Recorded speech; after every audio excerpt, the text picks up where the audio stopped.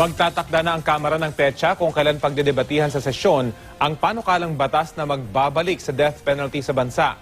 Tutol naman ang ilang grupo rito na naniniwalang labag ito sa mga international agreement na pinasok na ng Pilipinas. Balita hatid ni Tina Panganiban Perez. There will be a lot of debate as we tackle legislative measures that are both important and controversial.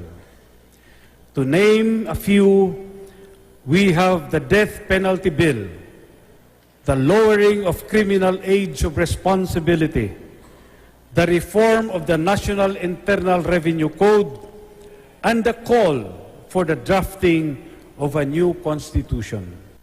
Isa ang death penalty sa mga priority bill ng Kamara ngayong taon. Yan ang sinabi ni House Speaker Pantaleon Alvarez sa kanyang New Year message sa pagpapatuloy ng first regular session ng 17th Congress. Isa si Alvarez sa mga naghain ng death penalty bill sa Kamara. Nakalusot na ang panukala sa Committee on Justice. Hinihintay na lang na makalendaryo para mapagdebatihan sa sesyon. Kasama sa ipinapanukalang patawan ng parusang kamatayan ay mga krimeng konektado sa droga, sa paraang bitay, firing squad o lethal injection. Siguro in the death penalty bill, i-define natin clearly when death penalty shall be imposed on a particular convict. No? So at this point in time, these are still all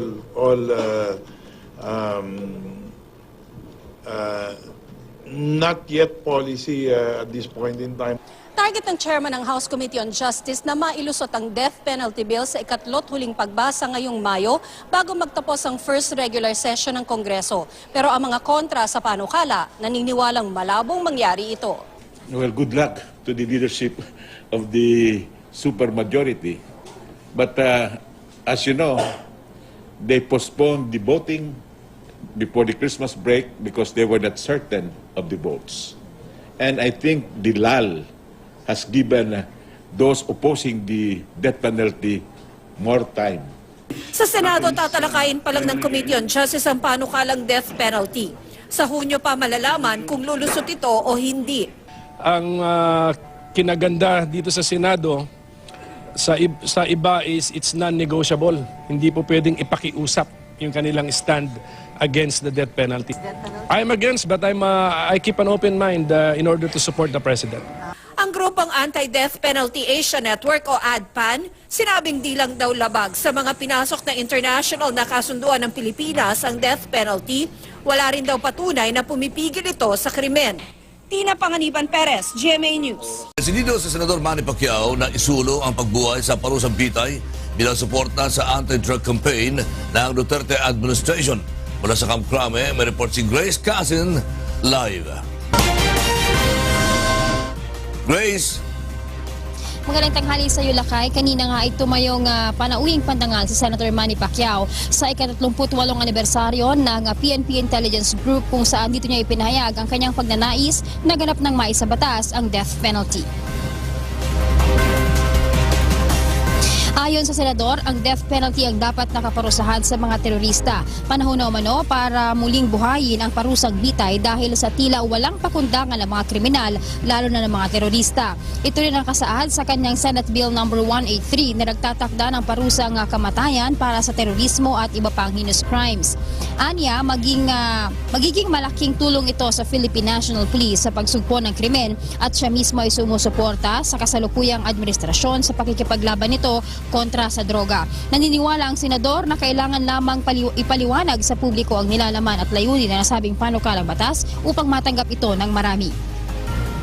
Lakay kumpiyansa ang senador na ngayong nagsimula na ulit ang sesyon ng dalawang kapulungan ng Kongreso ay matatalakay na ito at tiwala siya na mayroon silang sapat na bilang para maipasa ang panukalang pagbuhay sa parusang bitay. Lakay?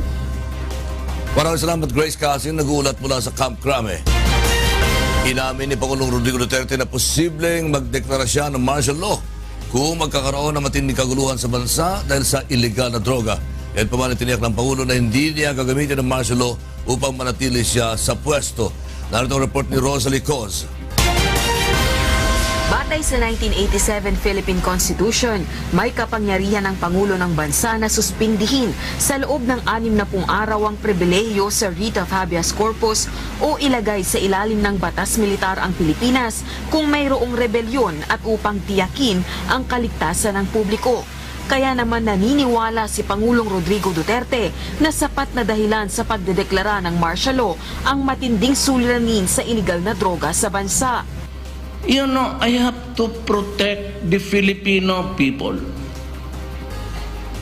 It's my duty. And I tell you now, if I have to declare martial law, I will declare it. Not about invasion, insurrection, not about danger. I will declare martial law to preserve my nation, period. Ayon sa punong ehekutibo, walang makakapigil sa kanya kung nais niyang magdeklara ng batas militar kung kinakailangan. Ginawa ng Pangulo ang pahayag ng pangunahan ng panunumpa ng mga bagong opisyal ng Davao City Chamber of Commerce and Industry Incorporated noong Sabado. Wala akong pakialam dyan sa Supreme Court because the right to preserve one's life and my nation, my country transcends everything else, even the limitation. Kung gusto ko at it will deteriorate into something really very virulent, I will declare martial law if I wanted to. Walang makapigil sa akin. Pinabulaanan naman ng Pangulo na dahil gusto niyang magtagal sa pwesto, kaya niya kinukonsidera ang martial law. Muli rin itong minaliit ang mga nagpaplanong patalsikin siya sa pwesto. Samantala, matapos kausapin ni Pangulong Duterte sa isang closed-door meeting ang mga alkalde sa buong bansa noong Miyerkules, plano rin itong kausapin ang mga governor upang tulungan siyang kausapin at i-monitor ang nasasakupang mga barangay captain. And I'd be calling the governors next week. Sabihin ko talaga sa kanila. You tell your barangay captains, may supervisory powers kayo. Anyong cities under you, hindi pa chartered cities.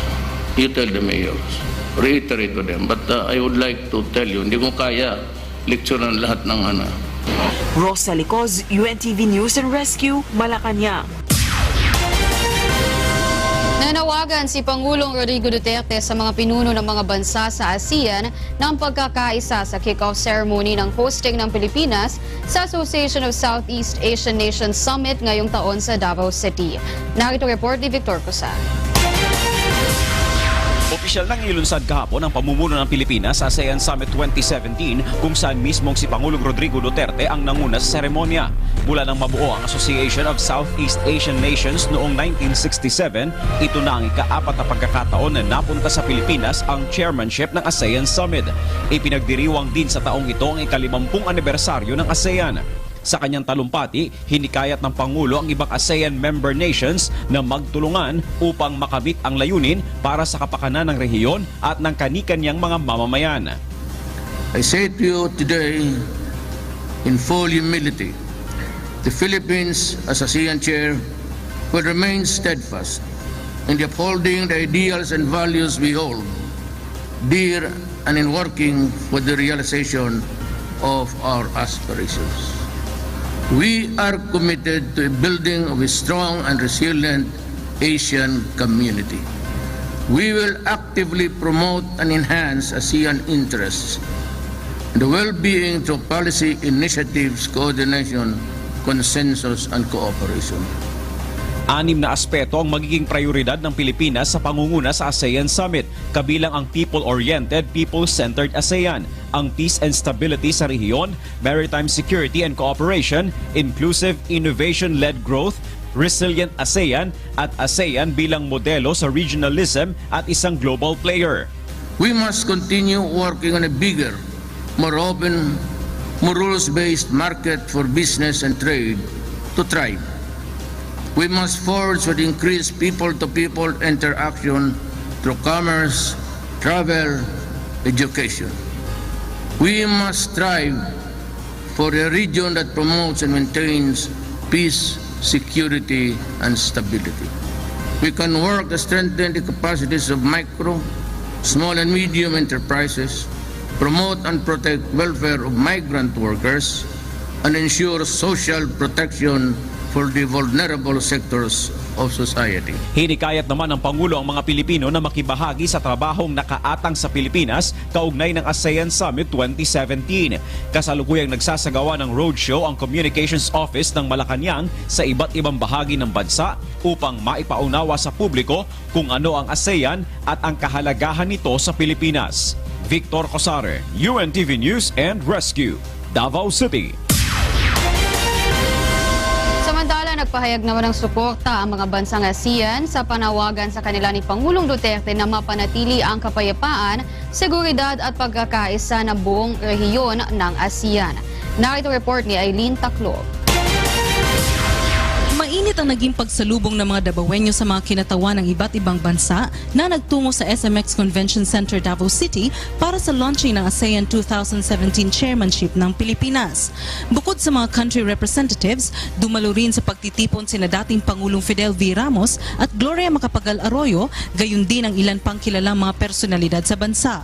Kaya naman naging mahigpit ang seguridad na ipinatupad ng Philippine National Police at Armed Forces of the Philippines.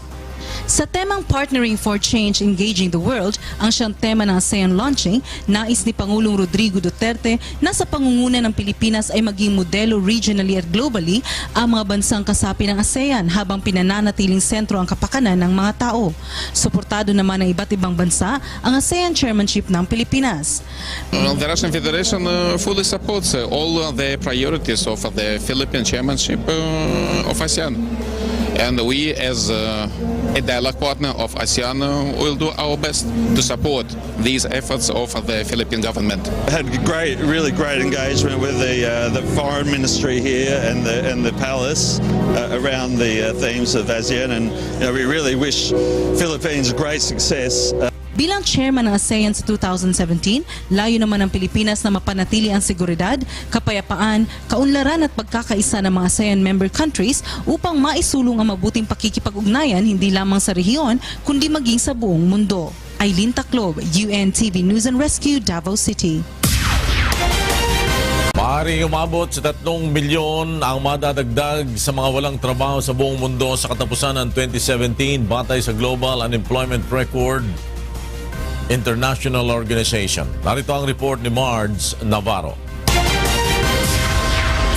Batay sa World Employment and Social Outlook Trends 2017 na inilabas ng International Labour Organization, tinatayang aabot sa 3.4 million na individual ang madaragdag sa bilang ng walang trabaho sa buong mundo ngayong taon.